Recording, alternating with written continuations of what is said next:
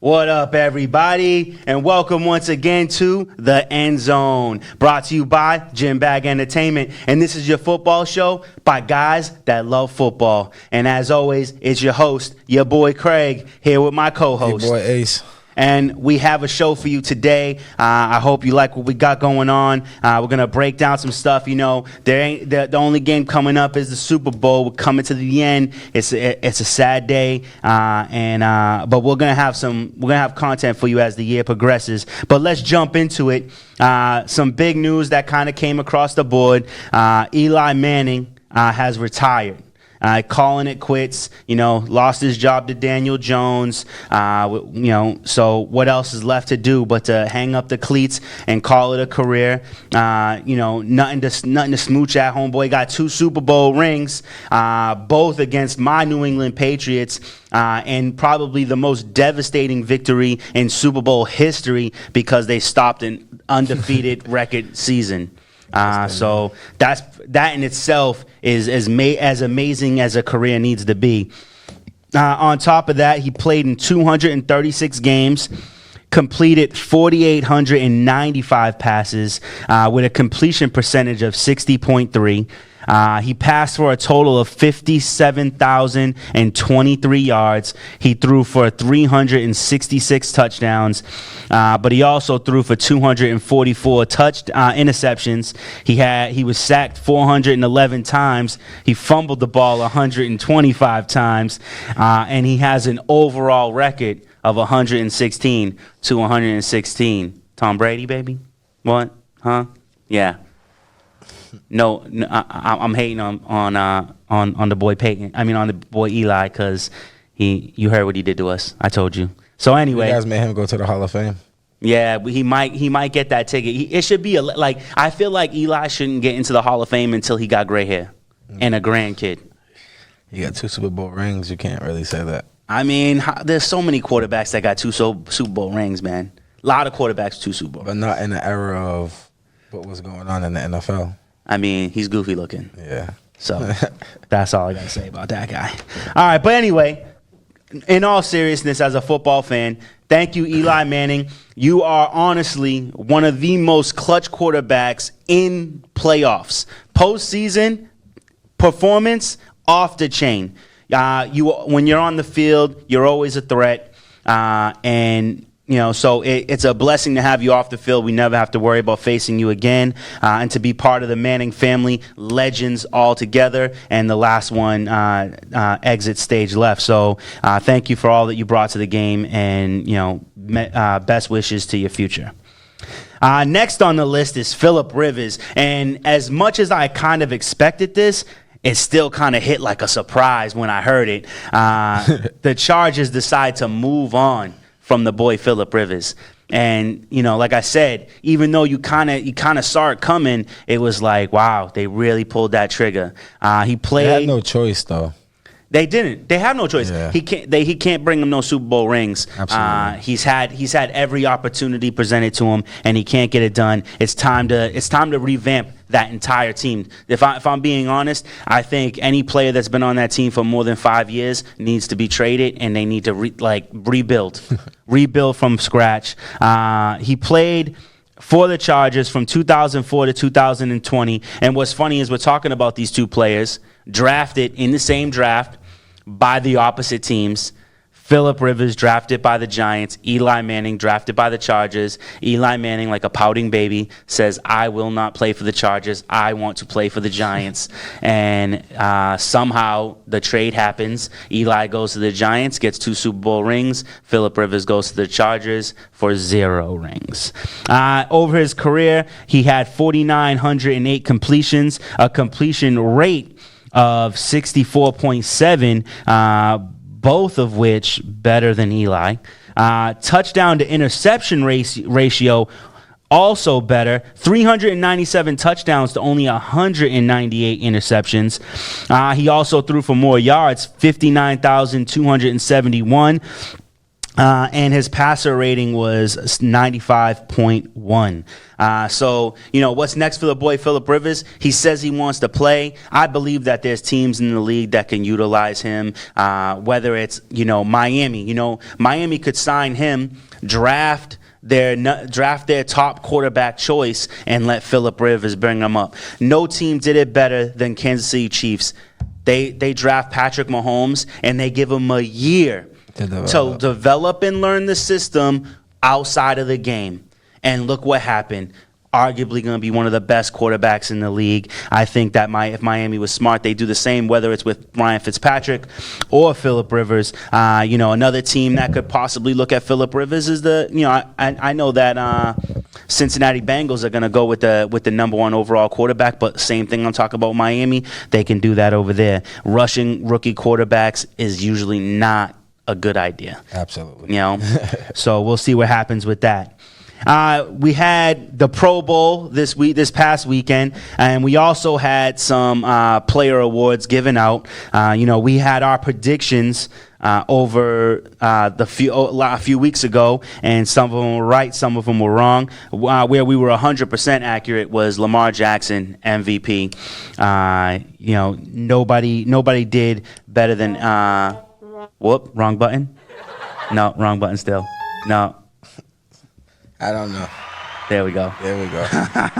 Lamar Jackson MVP, well deserved. The boy took what he learned last year, developed his skill, and even though he lost his first playoff game, second playoff game in 2 years, I think it takes nothing away from what he did over the regular season. He absolutely dominated. He embarrassed people, and one person doesn't win a game. The entire collective whole of the team does, and Lamar Jackson, 100% MVP. Defensive Player of the Year, though, to me is extremely disappointing and surprising, goes to T.J. Watt. As incredible as a player as he is, as an edge rusher and linebacker, I don't know what happened with my boy Stephon Gilmore. Yeah. 6 interceptions, shut down corner. I think. But you got to understand too. Other people did have 6 interceptions too. Yeah, but he wasn't the only one. He scored more points than any wide receiver that he defended. So, which is true. I give him that. But at the end of the day, when you see a DB get the same numbers as someone else, you really can't hop him over MVP. This is true. Say if he had 9 or 10 picks, then definitely MVP. Even if he had that 7, just or one 7, more. Just one more, because that separates him from the rest average of the pack. person. So even though I love T.J. Watt, I love T.J. Watt. That boy is a beast. He had a great season, though. Yeah, a great season. Yeah. On a team that was on the downhill. So, to keep up that momentum throughout the season is pretty awesome. Comeback Player of the Year is one that I got wrong, I guess, because I just don't think I was thinking about him, is Jimmy Garoppolo. Comes back from a season-ending MCL tear. MCL, yeah. And comes back to make it to the Super Bowl. I was thinking Ryan Tannehill because, so many injuries, and then finally comes and makes it to the AFC Championship. But I do agree, Jimmy Garoppolo. If Tannehill would have made it there, I would have had an argument. But Jimmy Garoppolo's in the Super Bowl, so he gets Comeback Player of the Year. Offensive Rookie of the Year, the one I definitely call, Josh Jacobs gets it. Oh yeah. Oh man.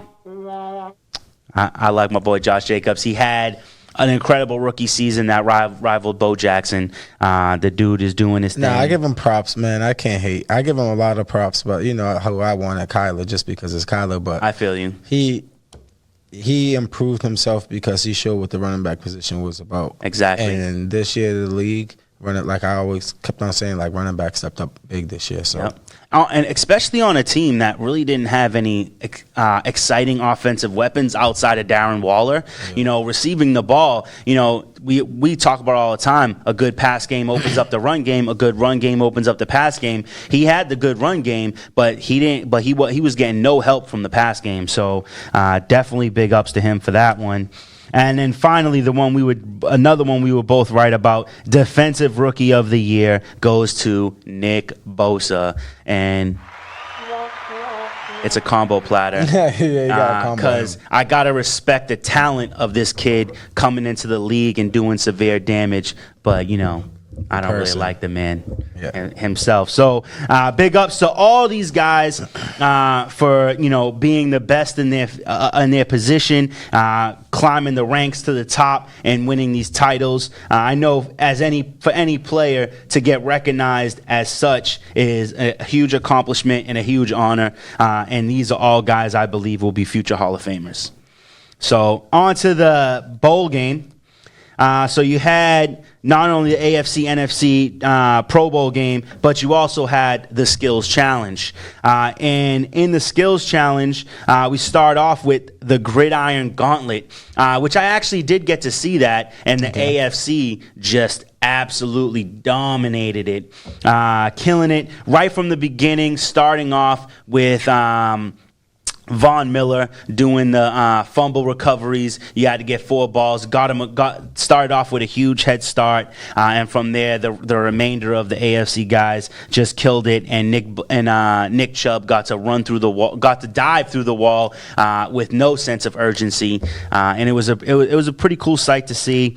And the AFC wins it, of course. Then you have the Best Hands Challenge, and the winners of that were Deshaun Watson and Jarvis Landry. And it was a timed event, you know, the one where, you know, they got to catch in slightly different positions, one-handed and whatnot. That went to Deshaun Watson and Jarvis Landry. It looked like I saw Mike Evans with who was it? I forgot who's throwing the ball. Mike Evans was catching with somebody, and he was a little bit off. But I didn't really get to see much of it. It was a very busy weekend for myself. But that goes to Deshaun Watson and Jarvis Landry. NFC finally steps in and decides to win a challenge, and that's the Thread the Needle Challenge, and that's the one where they have to hit the numbered targets. Oh, I saw that. Yeah. And that one goes to the combination of Russell Wilson and Kirk Cousins. Yeah. It was on fire, too. Yeah, they were killing it, absolutely killing it. AFC was terrible at this one. Deshaun Watson and Lamar Jackson couldn't hit, the broadside of a barn. Someone I know told me that it was. I think my mother's husband told me that he believes it's because they're only good when they're on the run. I think it was because of Russ too. His accuracy, like he's a baseball player, so you know what though, throwing at targets is a dime for him. Last year he was terrible. Last year he was. So he must have practiced. I mean, I think, sometimes I think when you miss one or you miss two, then all of a sudden you start rushing and you're throwing off.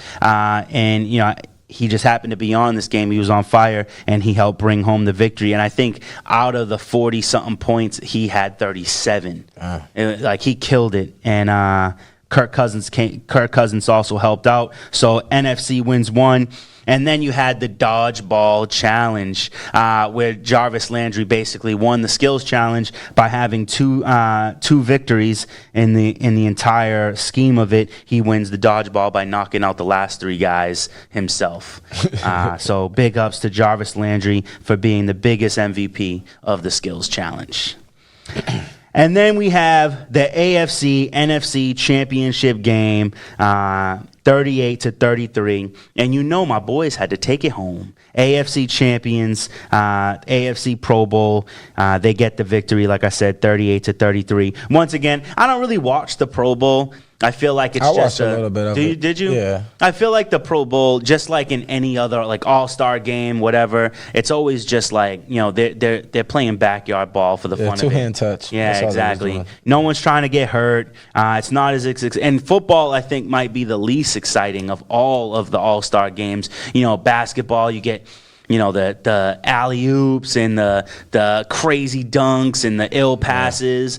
Hockey, you get great stick handling and the sick passing in those games. Actually, what I did watch was some of the skills challenge for the NHL, and that was dope. That was dope. Did you watch it? I didn't, but I watched it before when they have the goalie there and they have to hit it in the top right corner, top left corner. Yeah. So in that one, this dude gets up. He's second to last, and there's 5 targets you got to hit.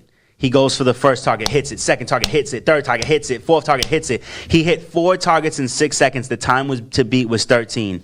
It took him like 15 tries to hit the final target, and like wasn't even in the running. Like he had 4 out of 5 in 6 seconds, and then let the pressure get to him. He couldn't hit that final target. It was crazy. But then the goalie challenge was pretty. I was upset. So I don't know if you ever watched it, but like best goalie challenge, like it's the streak of blocked goals, and so you get the first 9 shots, but like inside of, so say if the top guy's got 7, you block the first and a goal goes in, you can still get 7 in a row. They let you keep going.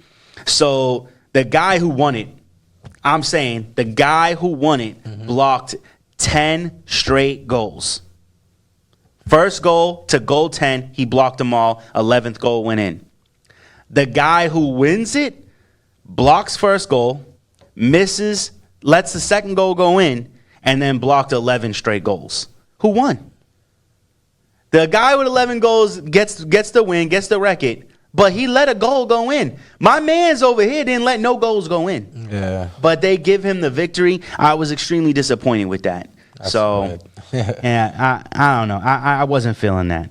All right. So we had a tragic event this week. One of the greatest to ever do it. You see the background. Kobe Bryant and his daughter Gigi died tragically in a helicopter crash.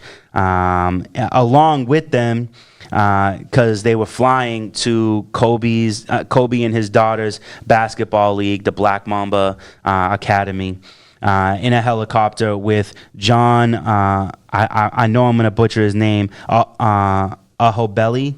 And his wife, Kerry, his daughter, Alyssa, Christina Mauser, Sarah Chester, Peyton Chester, and the pilot, Ara Zobayan, flying to the basketball game. Kobe has been known to take a helicopter often, his preferred way of travel, I guess.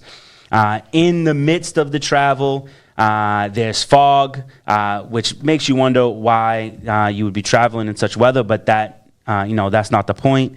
And air traffic control tells the pilot to lower his level to allow planes coming into land, and that he'll be informed when to increase his level.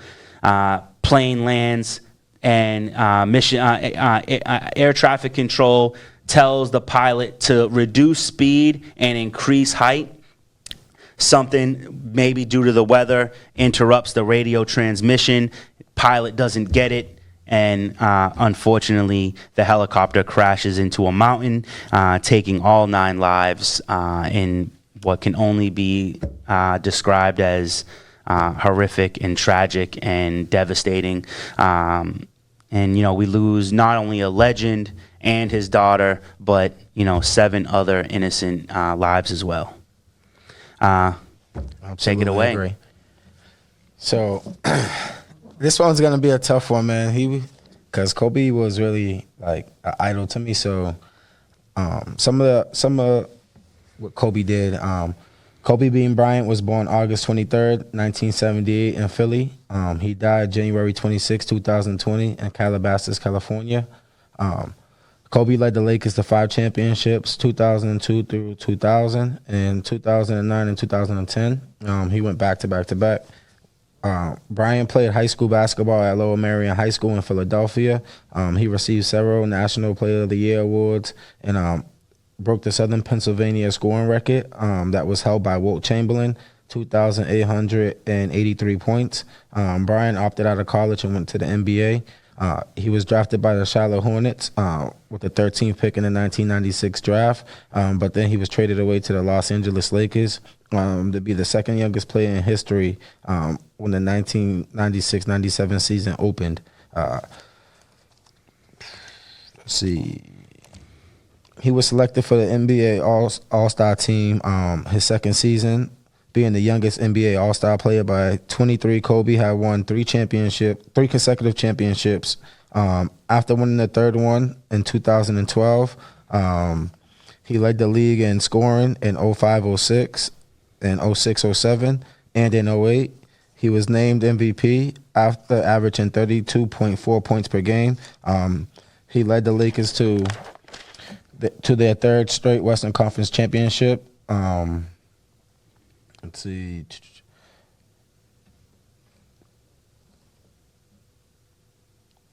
In 2009, 2010, he was once named the NBA Finals MVP.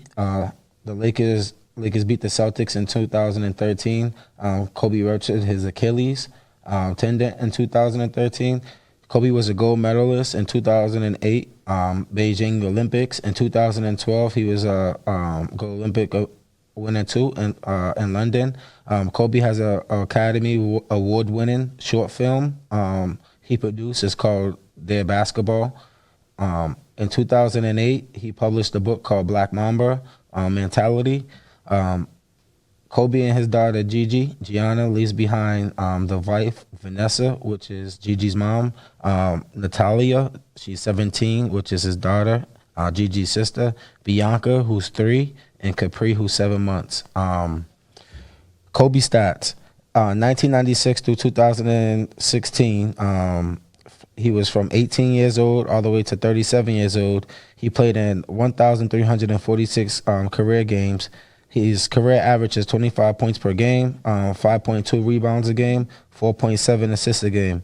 In 2005 and 2006, he averaged 35.4 points per game, which was like probably one of his best seasons. In 16 seasons, he averaged, and there was like in his 16 seasons out of 20, he averaged 20 or better out of 16 seasons.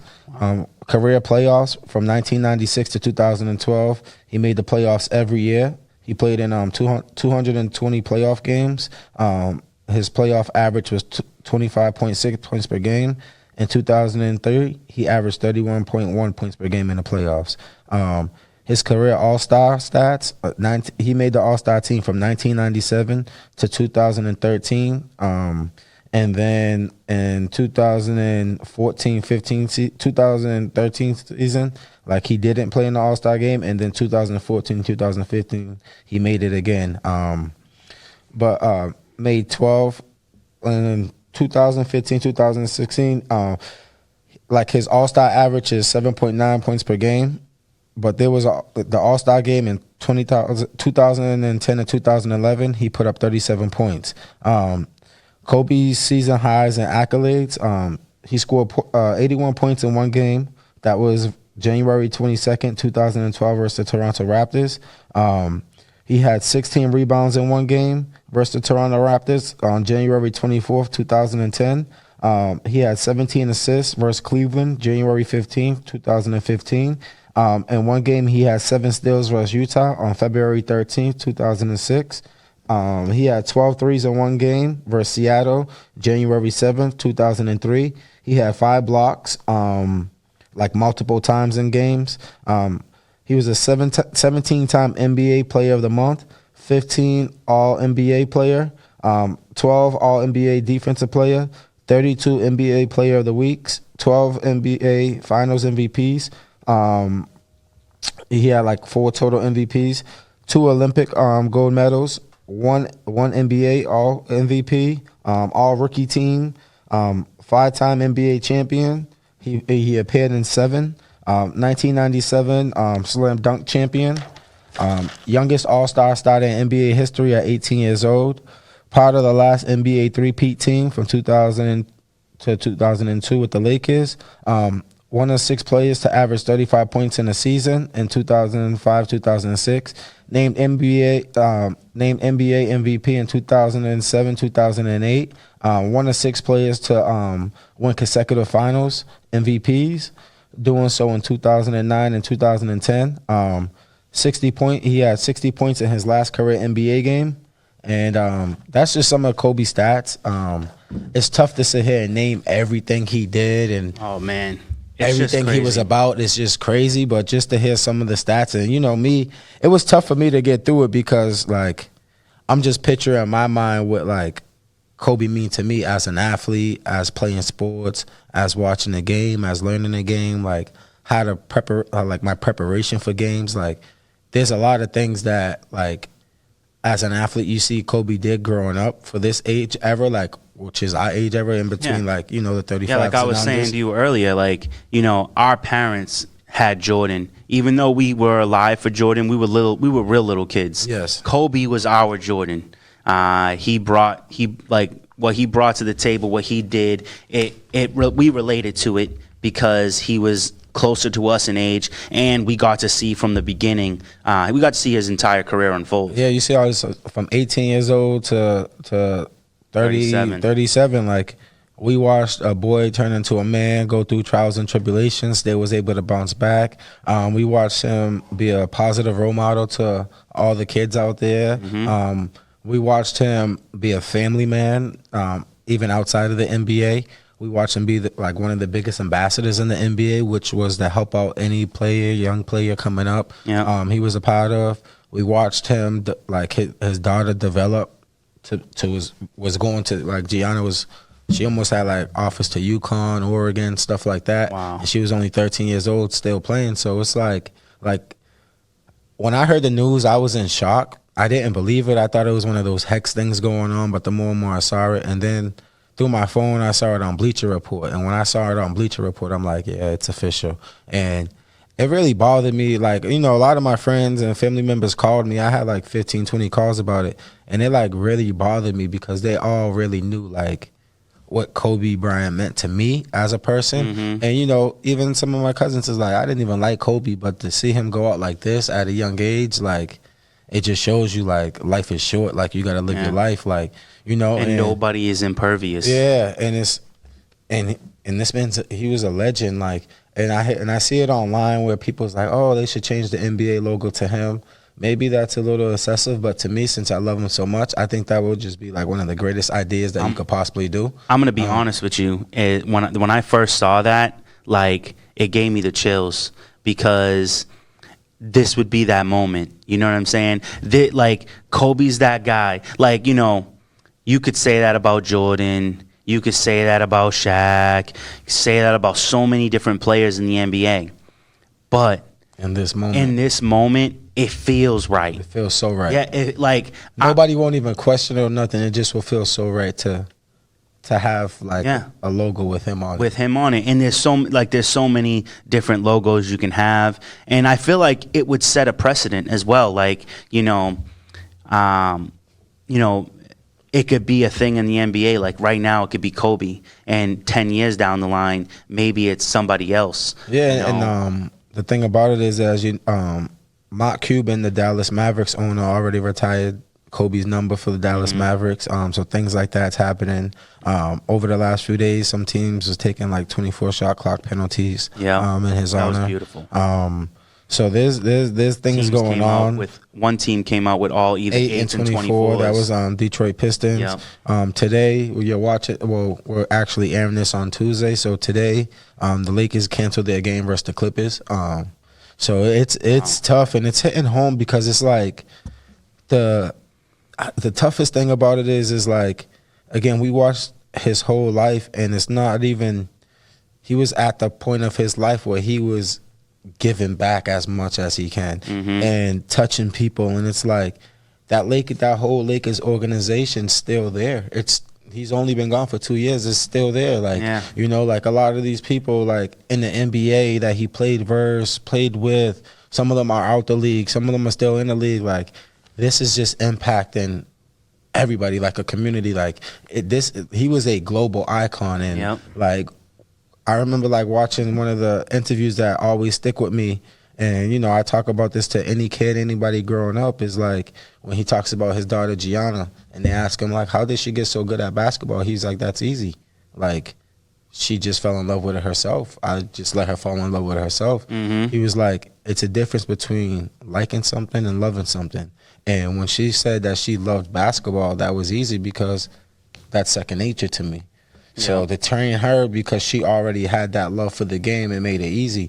That's one of the biggest things that I take with me all the time, because some kids really just play sports just to play it. Some people, not even kids, even in high school, they just play it just to play it just because they like it. Yeah. They don't actually have that love. Exactly. Because when you have that love, you're gonna grind every day. You're gonna work out. You're gonna make sure you average. You got a good grade point average to get you where you need to go, and things like that is things that you're doing because you love the sport and you want to excel in it. Like when you just like it, you're just cruising just to get by, just to make a parent happy or make a friend happy, or you're just playing because my friends is playing. Yeah. Like, and that's a big difference of Mamba mentality to regular mentality. Although I do like the idea of even playing sports just for the sake of playing sports, because yes, I don't knock that at all, because I think it builds character. I think it builds character, builds you who you are. Yeah, all that stuff. Like, I'm not saying it's bad if you just like the sport as a kid, but it's just like when you love it, it's what separates greatness from mediocrity. Yeah,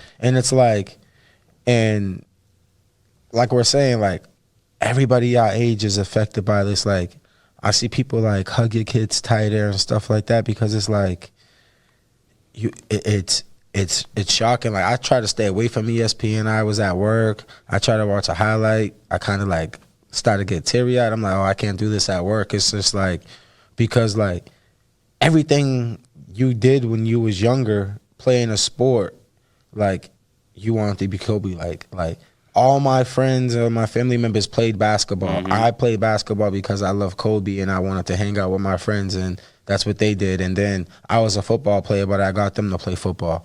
But my mentality and everything that stuck with me, and you know, you dress how you play, your 12th man is just as valuable to the one man. Like, things like that is things you learn through watching Kobe play. And he always was in killer instinct, no matter who it was, no matter, like, we watched him play in like Michael Jordan era, we watched him play in Kobe Bryant era, and we watched him play in LeBron James era. Like, that's 3 different eras of basketball, 3 different styles. We watched this man learn 3-4 different languages just to talk junk to people in their language when he's playing versus them. Like, the mentality that he played with was like unimaginable. Collectively, the years he played basketball were longer than the years he didn't play basketball. He started in the league set at 18 years old and played for 20 years.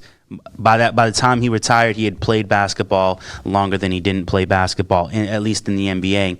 Like you said, we did get to watch him grow. And so much of our life, whether you're a Kobe fan or even just a person who knows Kobe, you crumple up a ball of paper and you throw it into the trash. You're yelling Kobe, For sure. Kobe. You know, I remember, you know, I'm not a huge basketball fan. I'll never pretend to be. I have watched Kobe play. I've seen the greatness in him.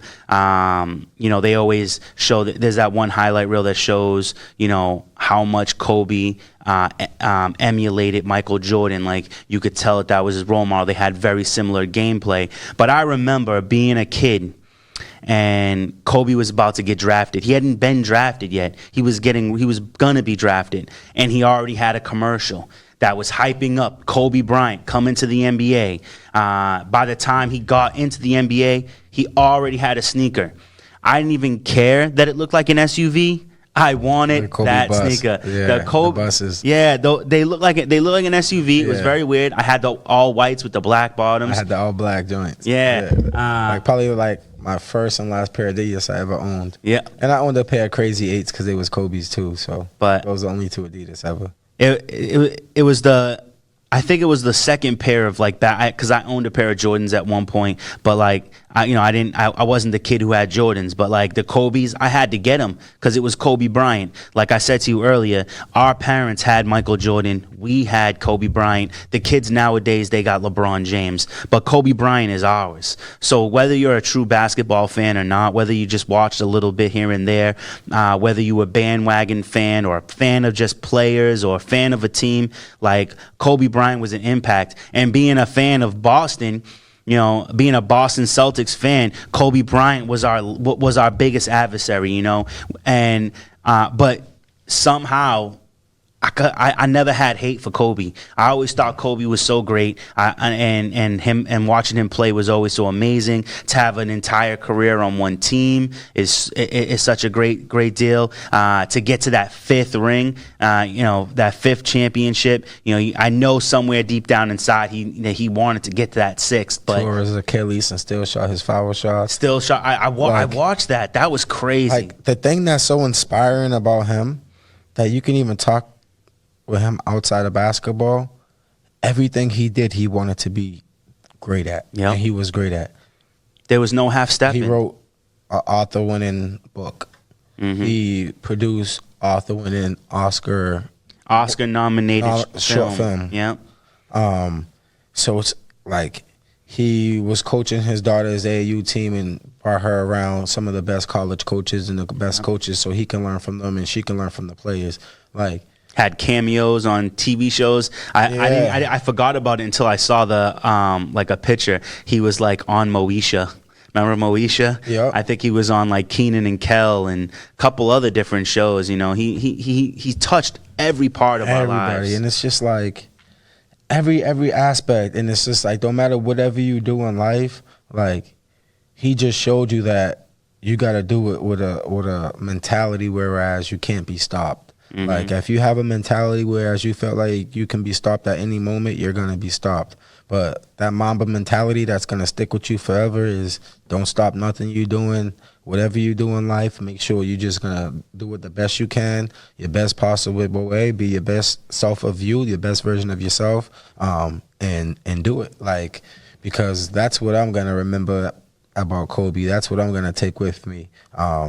That's what I will teach any kid that I come across when they want to play sports or anything. Like, just watch a Kobe film. Study what he was doing. Like, look how he studied the game. He knew about players. He was watching LeBron James and them guys when they was in high school, films on them guys when they was in high school, not even in the NBA yet, so he can be ready for them. Yeah. Like, he was 5 years advanced while he was in his playing career, which was watching film on guys where he was like, okay, this guy's coming to the league within the next 3 or 4 years. Let me see his strength or weakness. No holes, man. Yeah, let me see his strength and weakness on offense and defensive wise and see what I could do to him. Like, that's just crazy. Like, you're plotting on these kids while they're still in high school and college, just so when they get into the league, you're 2 steps ahead of them and you're ready. Yep. And these kids don't even realize it. They're just playing versus, their hero, their inspiration, and in reality, he's just trying to bang you up and beat you up and teach you a lesson and let you know, like, yeah, this is where you went wrong. I've been watching film on you for the last 5-6 years, waiting for you to get here. And to even think, like, an 18-year-old kid coming into a grown man sport, NBA. Because at 18 years old, I don't care how good you are.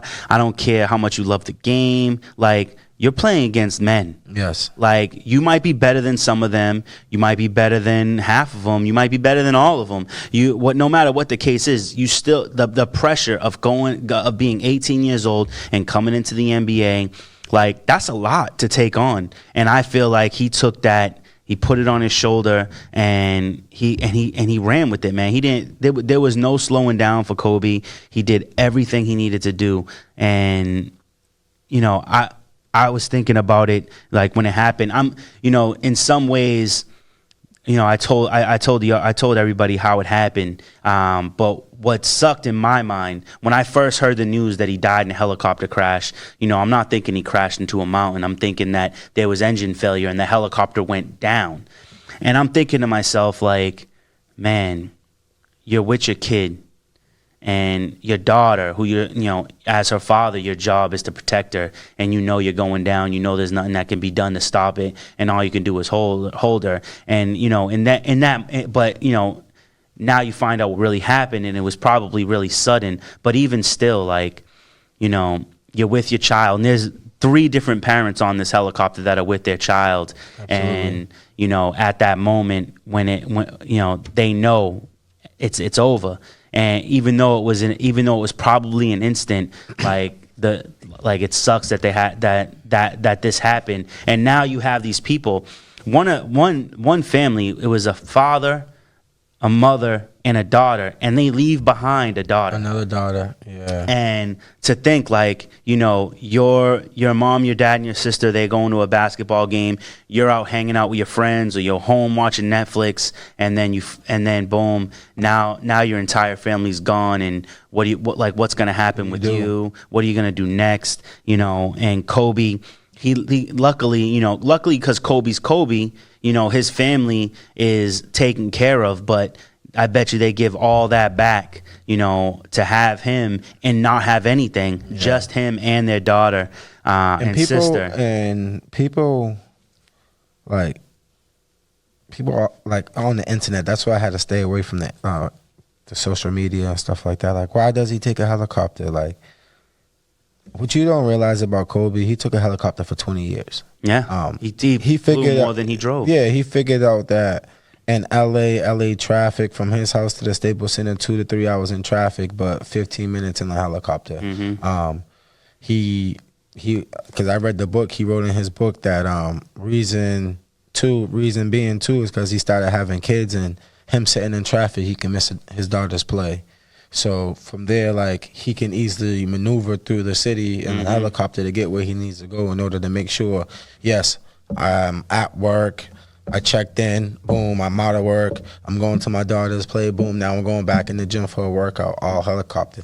This was an everyday thing. This is me. Life. This is me and you getting dressed in the morning, brushing our teeth, washing our face, getting ready for the day, and getting in our car and going. It's just a regular thing, like, or driving to work while it's snowing out. You know what I'm saying? It's just a regular. You still got to get where you're going, and you get there by the means in which you take to get there.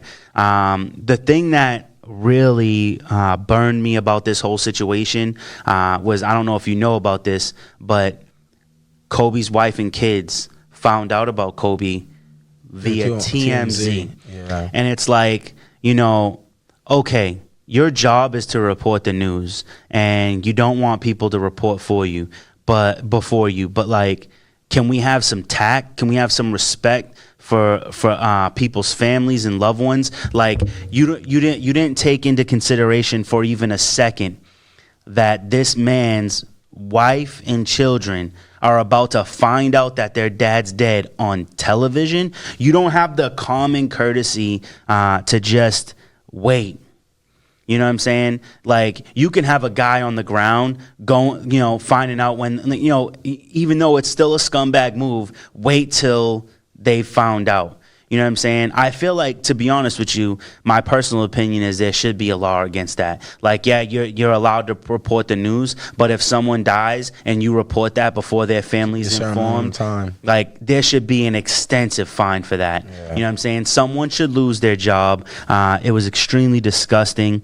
On the other hand, you know, not to, you know, Sully, I feel like a woman was also, you know, got run through the ringer over this situation. There was a MSNBC newscaster who was talking about Kobe and meant to say he plays for Los Angeles Lakers. Yeah, but she was, and I actually believe this. She swiped out Knicks for Lakers, and in the midst of saying it, said Nakers. Yeah. And when you hear it, you hear the word, you know, you hear the N word, and so. You know, people are petitioning for a loser job. But then I saw another video of a man, a black man, saying, you know, this racism is when you discriminate against someone because of their race, when you actively bring negativity towards them because of their race, color, or creed. This was a slip of the tongue. That's what he said. That was the words he used. It was a slip of the tongue. She jumbled two words together that created a very unfortunate sound. Yeah. See, for me, I heard about that too, but for me, it's tough because I see it in both sides. Yeah. Views. Yes, I have a heart, so I will be one to be like, yeah, maybe she slipped up. But as a professional, you're not really supposed to slip up like that. Yeah. As a professional, you know, if you're reporting a story, you got to know what you're reporting on. You know, and you just got to watch yourself because... But if she was talking about the Raptors and the Clippers and she said the Rippers, you know, or the Rappers. The tough thing about that too, Craig, is the world that we're living in today. Yeah. You get what I'm saying? Exactly. Like, and as it's the unfortunate minorities- people are in pain. Yeah. You know? Yeah. And they want someone to blame, or they want someone to take it out on. It's almost like, and it's unfortunate, but it's almost like this is the only way minorities can stick together is when something bad happens through another race. Yeah. They feel like they can jump on that race. Yeah. But it shouldn't be like that. If you're going to stick together, you should always try to stick together. More so, wait for something bad to happen and stick together and, like, you know, kill someone's career. Yeah. I personally do think only because of the timing and the sound and the whole the situation as a whole, I could see a suspension. I understand that because this is the world of politics and, you know, feelings and emotions. So I understand to appease the crowd. You know, you give this woman a suspension. Is it really crowd appeasing, or you get what I'm saying? Like, at the end of the day, is a suspension enough? In this particular situation, I do think so. You get like, yeah. Do we know her as a person? True. Do we? If there was who knows what she says behind closed doors? If there was an investigation and come to find out that this chick was like huge racist, then yeah, my point is exactly. Hire her and, you know, put her on the stage. My point is exactly. Do your homework. Do your homework. You get what I'm saying? Because it could go either way. So do your homework. But if she has no history, this is a slip of the tongue and it needs to be forgiven. And I believe in mistakes, and I believe in forgiving. So I'm not telling you you're wrong on that, but I'm just saying, like, any statue of anything being close to the naked eye, you're doomed nowadays. Yeah. Nowadays, I always like, you know, growing up, like, parents could talk to you anyway. As your boys, you could talk any type of way to each other, like not disrespectfully, but talk any type of way and be okay. That short form. Now you have to think about stuff before you even say it. It's like, am I gonna hurt this person's feelings? Who's way over here, aisle 5, when I'm talking around, joking around with my buddy Craig, and aisle 1 is the person in aisle 5 gonna hear me, and I gotta defend myself and show that I'm not a bad person because I joked around with my buddy. Yeah, and it's jokes to us, but not the world that we live in, not to somebody else. And you just really don't play like that, and you really don't know. But I feel like, as a man in today's society, like, yes, things need to happen. Yes, it should be different. Yes, it's difficult. Yes, it's hard, but we still have to protect ourselves as a society in America. Point blank, period. You know? Let's get back to the bright side. I want to ask you one, because I have one in my head, and it's not huge, it's small. But one moment in the history of Kobe Bryant, when you think of Kobe Bryant, that stands out in your mind. Because for me, one moment, like a play, a shot, a dunk, something outside of the NBA, anything, just that one moment that shines in your mind when you think of Kobe. One of my favorite moments of Kobe was to watch him go out and score 60 points on his farewell last game. That was big. The 81-point game. How he looked you down, how he wasn't intimidated by you, how he did the jersey chew. Like, there's memories that, like, will last forever with me when it comes to Kobe. Like, so there's not one moment in particular. Even me going to a Lakers game out in California and just looking up and seeing 2 jerseys retired, 8 and 24. Yeah. Like, these are memories that will last with me forever. Like, it's just tough for me personally, and like I told you before the show, it was gonna be a hard show for me because of how much he really meant to me, like, as a person, as an athlete. And, you know, people like LeBron James says always more than an athlete. Some people don't realize that these guys are more than just an athlete, and some people give athletes the wrong stigma. And I think, like, after this, you're going to see the true stigma of what a true athlete is and what a true warrior is, because all these guys are going to stick together and make sure matters is right for all these people who passed away in this accident. And you're going to see a lot of emotions from here on out. You're going to see my Los Angeles Lakers win the championship this year. You're going to see LeBron go wild, and he might go for 81 this year. Like, you're going to see these, I'm calling it, you're going to see these things go I feel berserk. like LeBron might get 80 points, be up for the free throw and intentionally miss to Fair stay ball. at 80. Yup. To stay at 80 and keep Kobe at 81. I have one memory of me actually watching, and then I have one of a clip that I've seen multiple times, and I love it.